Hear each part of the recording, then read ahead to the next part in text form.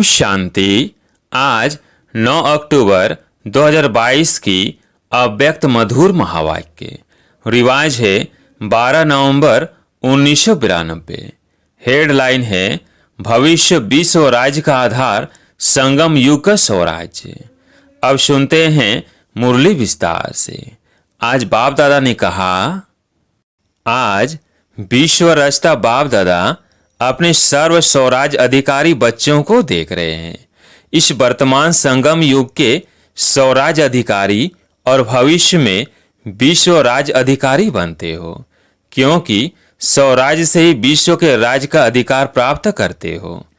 इस समय के स्वराज की प्राप्ति का अनुभव भविष्य विश्व के राज से भी अति श्रेष्ठ अनुभव है।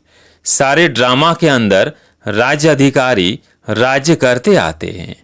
सबसे श्रेष्ठ पहला है स्वराज्य, जिसके आधार से आप स्वराज अधिकारी आत्माएं अनेक जन्म सतयुग त्रेता तक विश्व राज अधिकारी बनते हो। तो पहला है स्वराज्य, फिर आधा कल्प है विश्व राज अधिकार, और द्वापर से लेकर के राज तो होता ही है, लेकिन विश्व राज्य नहीं। स्टेट के राजा ही बनते हैं।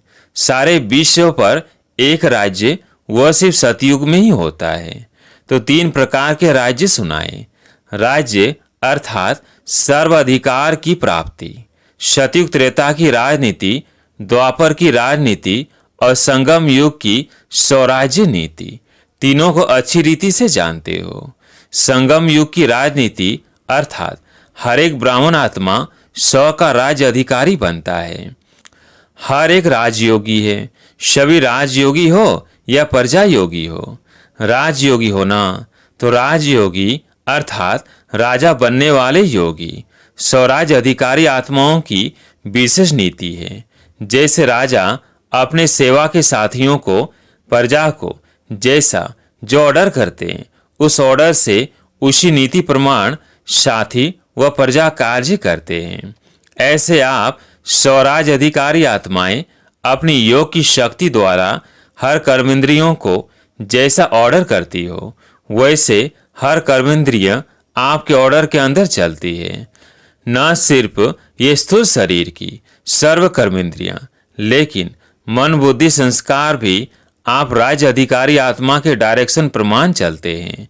जब चाहो जैसे चाहो वैसे मन अर्थात संकल्प शक्ति को वहां स्थित कर सकते हो। अर्थात मन बुद्धि संस्कार के भी राज्य अधिकारी। संस्कारों के बस नहीं, लेकिन संस्कार को अपने वश में कर श्रेष्ठ नीति से कार्य में लगाते हो। श्रेष्ठ संस्कार प्रमाण संबंध संपर्क में आते हो। तो स्वराज की नीति है मन बुद्धि संस्कार और सर्व कर्मेंद्रियों के ऊपर 100 अर्थात आत्मा का अधिकार। अगर कोई कर्मेंद्रियां कभी आंख धोखा देती, कभी बोल धोखा देता, वाणी अर्थात मुख धोखा देता, संस्कार अपने कंट्रोल में नहीं रहते, तो उसको स्वराज अधिकारी नहीं कहेंगे। उसको कहेंगे स्वराज अधिकार के पुरुषार्थी। अधिकारी नहीं, लेकिन पुरुषार्थी। वास्तव में राज्य अधिकारी आत्मा को स्वप्न में भी कोई कर्मेंद्रिया व मन बुद्धि संस्कार धोखा नहीं दे सकते, क्योंकि अधिकारी है। अधिकारी कभी अधीन नहीं हो सकता। अधीन है तो अधिकारी बनने के पुरुषार्थी है। तो अपने से पूछो, पुरुषार्थी हो या अधिकारी हो? अधिकारी बन गए या बन रहे हैं, तो स्वराज का रूहानी नशा क्या अनुभव कराता है? क्या बन जाते हो? बेफिक्र बादशाह, बेगमपुर के बादशाह। सबसे बड़े ते बड़ा बादशाह है बेफिक्र बादशाह, और सबसे बड़े ते बड़ा राज्य है बेगमपुर का राज्य। बेगमपुर के राज्य अधिकारी के आगे यह विश्व का राज भी कुछ नहीं है।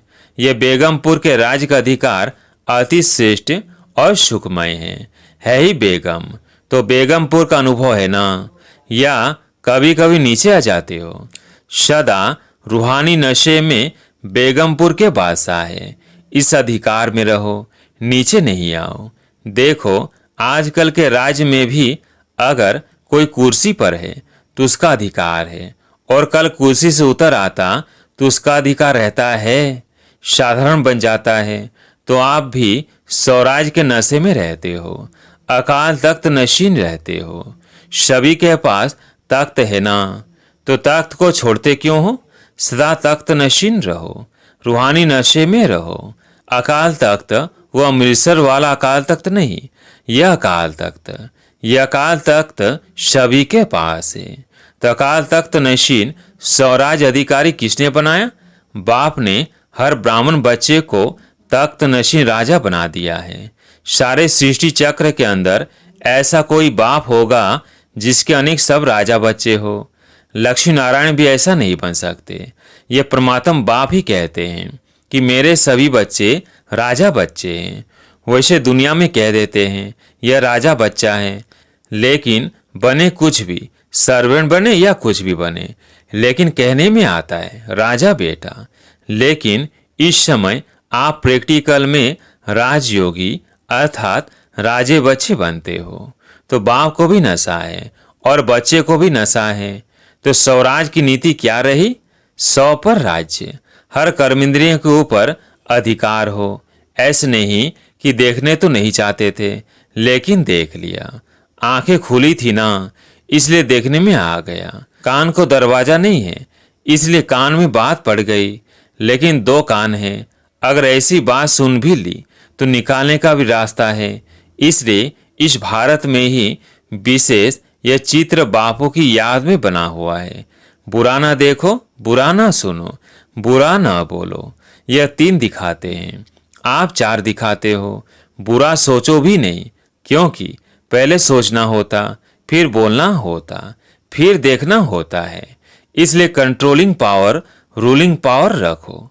राजा अर्थात रूलिंग पावर राजा हो और रूलिंग पावर हो ही नहीं तो कौन राजा मानेगा? तो स्वराज्य अर्थात रूलिंग पावर, कंट्रोलिंग पावर।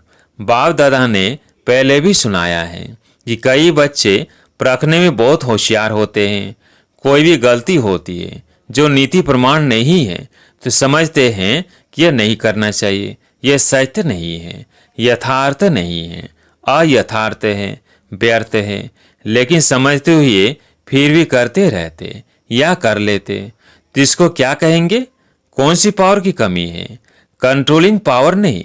जैसे आजकल कार चलाते हैं, देख भी रहे हैं कि एक्सीडेंट होने की संभावना है, ब्रेक लगाने की कोशिश करते हैं, लेकिन ब्रेक लगे ही नहीं तो जरूर एक्सीडेंट होगा ना। ब्रेक है लेकिन पावरफुल नहीं है और यहाँ के बजाय वहाँ लग गई तो भी क्या होगा? इतना समय तो परबस होगा ना। चाहते हुए भी कर नहीं पाते, ब्रेक लगा नहीं सकते, या ब्रेक पावरफुल न होने के कारण ठीक लग नहीं सकती। तो ये चेक करो, जब ऊंची पहाड़ी पर चढ़ते हैं तो क्या लिखा हुआ होता है? ब्रेक चेक करो, क्योंकि ब्रेक सेफ्टी का साधन है। तो कंट्रोलिंग पावर का वह ब्रेक लगाने का अर्थ यह नहीं कि लगाओ यहाँ और ब्रेक लगे वहाँ। कोई व्यर्थ को कंट्रोल करने चाहते हैं, समझते हैं यह रॉन्ग है, तो उसी समय रॉन्ग को राइट में परिवर्तन होना चाहिए। इसको कहा जाता है कंट्रोलिंग पावर। ऐसे नहीं कि सोच भी रहे हैं लेकिन आधा घंटा व्यर्थ चला जाए, पीछे कंट्रोल में आए। बहुत पुरुषार्थ करके आधे घंटे के बाद परिवर्तन हुआ तो उसको कंट्रोलिंग पावर नहीं, रूलिंग पावर नहीं कहा जाता। यह हुआ थोड़ा थोड़ा अधीन और थोड़ा थोड़ा अधिकारी मिक्स, तो उसको राज्य अधिकारी कहेंगे या पुरुषार्थी कहेंगे? तो अब पुरुषार्थी नहीं, राज्य अधिकारी बनो। यह स्वराज अधिकार का श्रेष्ठ मजा है। स्वराज अधिकारी अर्थात सदा मौज ही मौज में रहना। मौज में रहने वाला कभी किसी बात में मूंझता नहीं है। अगर मूंझते हैं तो मौज नहीं है। तो संगम युग पर मौज ही मौज है ना, या कभी कभी मौज है। शक्तियों को, पांडवों को मौज है ना। तो समझा स्वराज की नीति क्या है और विश्व राज की नीति क्या है। चाहे प्रजा है चाहे रॉयल फैमिली है, लेकिन प्रजा प्रजा नहीं, प्रजा भी एक परिवार है। परिवार की नीति यह है, सतयुग त्रेता की राजनीति राजा कहलाते हैं, लेकिन राजा होते भी परम प्रिय पिता का स्वरूप है। परिवार की विधि से राजनीति चलती है। चाहे राज्य कारोबार भिन्न भिन्न हाथों में होगी, लेकिन परिवार के स्नेह की विधि से कारोबार होगी। ऐसे नहीं कि राजा के पास बहुत धन दौलत हो और प्रजा में कोई खाने पीने के लिए भी नहीं हो। द्वापर कलयुग की राजनीति में लॉ एंड ऑर्डर चलता है, लेकिन विश्व राज्य देव राज्य के समय यही नीति चलती है। लॉ नहीं, लेकिन स्नेह और संबंध की नीति चलती है। कोई भी आत्मा दुख शब्द को भी नहीं जानती, चाहे राजा हो चाहे प्रजा हो, लेकिन दुख अशांति का नाम निशान नहीं। दुख क्या चीज होती है उसका ज्ञान है, ज्ञान ही नहीं है। जैसे इस समय स्वराज के समय भी आपको बाप दादा किस नीति से चलाते हैं? स्नेह और श्रीमत। श्रीमत पर चलते रहते तो कोई भी सख्त ऑर्डर करने की आवश्यकता नहीं है। अगर नीति को भूलते हैं तो स्वयं को कलयुगी नीति में चलाते हैं। तो विश्व के राज की नीति भी बहुत प्यारी है, क्योंकि अनेकता नहीं है, एक राज्य है और अखूट खजाना है। प्रजा भी इतनी संपन्न होगी, आजकल के जो बड़े बड़े पदमपति है उनसे भी ज्यादा। अप्राप्ति का नाम निशान नहीं, लेकिन इसका आधार क्या? स्वराज्य। इस समय संपन्न बनते हो, इसलिए परमात्म संपत्ति की संपन्नता सतयुग त्रेता के अनेक जन्म प्राप्त होती है। इसलिए कहा नंबर 1 राज्य है स्वराज्य, फिर है विश्व राज्य, और तीसरा है द्वापर कलयुग का अलग अलग स्टेट का राज्य। इस राज्य को तो अच्छी तरह जानते ही हो, वर्णन करने की आवश्यकता नहीं। तो सदा किस नशे में रहना है? स्वराज्य हमारा जन्मसिद्ध अधिकार है। किस जन्म का? ब्राह्मण जन्म का। ब्रह्मा बाप ने जन्मते ही स्वराज का तिलक हर ब्राह्मण आत्मा को लगाया। तिलकधारी होना, तिलक है स्मृति का, तिलक भी है, तख्त भी है और ताज भी है। ताजधारी होना, कौन सा ताज है? विश्व कल्याण का ताज। विश्व कल्याणकारी होना, प्योरिटी का ताज और विश्व कल्याण का ताज, डबल ताज है। प्योरिटी का ताज है लाइट का ताज, और विश्व कल्याण का ताज है सेवा का ताज। विश्व सेवाधारी होना, ऐसे नहीं कि स्टेट के सेवाधारी समझो हम गुजरात के हैं, हम राजस्थान के हैं, हम दिल्ली के सेवाधारी हैं। नहीं, विश्व सेवाधारी कहाँ भी रहते, लेकिन वृत्ति और दृष्टि बेहद की। अगर विश्व सेवाधारी नहीं बनेंगे तो न स्वराज्य न विश्व राज्य।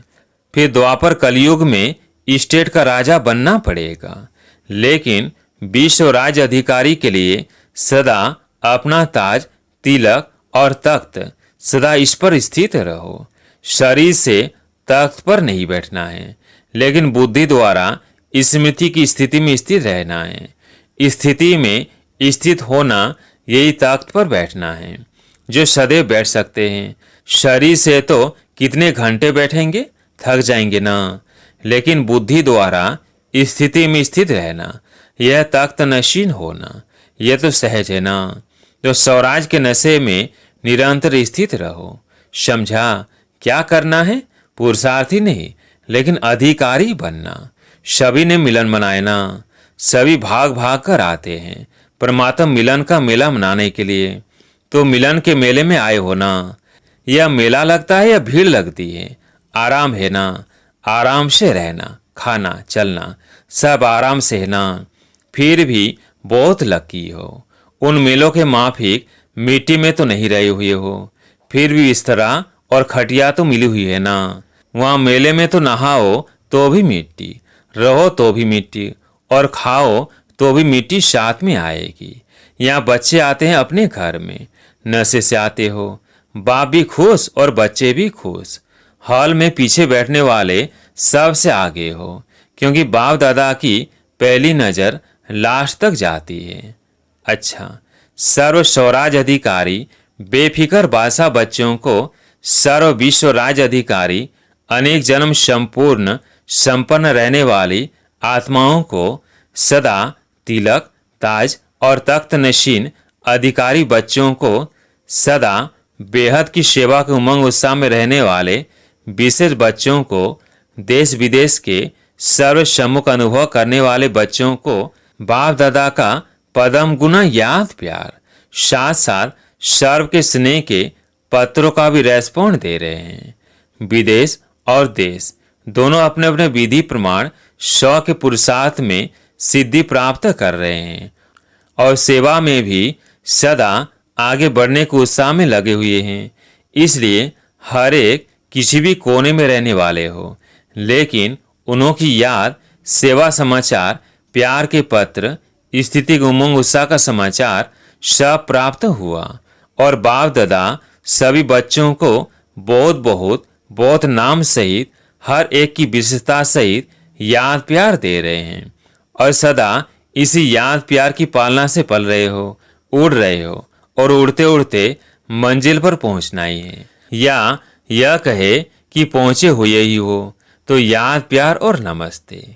वरदान, मास्टर सर्वशक्तिमान की स्मृति द्वारा सर्व हलचलों को मर्ज करने वाले अचल अडोल भव। मास्टर सर्वशक्तिमान की स्मृति द्वारा सर्व हलचलों को मर्ज करने वाले अचल अडोल भव। जैसे शरीर का ऑक्यूपेशन इमर्ज रहता है, ऐसे ब्राह्मण जीवन का ऑक्यूपेशन इमर्ज रहे और उसका हर कर्म में नशा हो, तो सर्व हलचलें मर्ज हो जाएंगी और आप सदा अचल अडोल रहेंगे। मास्टर सर्वशक्तिमान की स्मृति सदा इमर्ज है, तो कोई भी कमजोरी हलचल में ला नहीं सकती, क्योंकि वे हर शक्ति को समय पर कार्य में लगा सकते हैं।